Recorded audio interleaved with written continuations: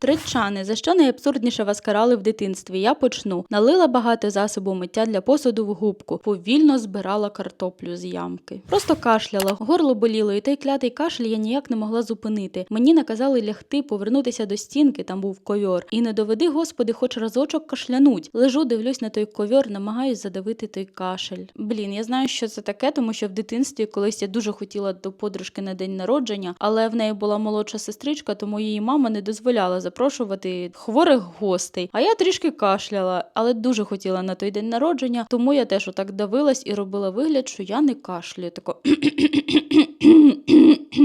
вибачте за цей звук. Злочин і покарання. Злочин. Нагодувала новонароджену сестру помідорами. Покарання тряпкою по дупі. Злочин. Позламувала головки сортових бускових тюльпанів. Покарання бджола вкусила під око. Злочин. Наляла в миску, накришила хліба і наїлася. Покарання не пам'ятаю. Дивно чого. Злочин. Перекинула візок з 3-місячним братом у тирсу з реагентом від ящуру. Покарання вже 45 років згадує мені це при кожній зустрічі. Наприклад, курив з дідом татові сигари. Реготав, як скажений, коли ветеринар застряг рукою у вагітній корові і знепритомнів, коли та його обісрала.